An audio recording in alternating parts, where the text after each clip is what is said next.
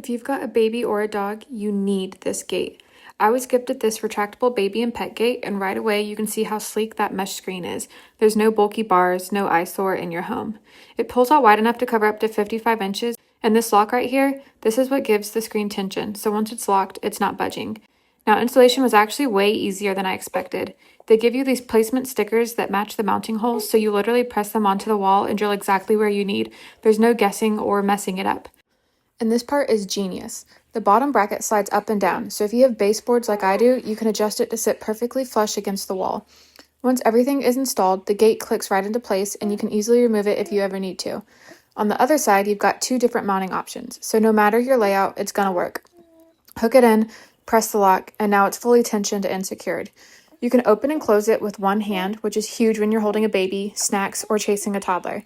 And my favorite part, there's no bar at the bottom, so you are not tripping over it every single time you walk through it.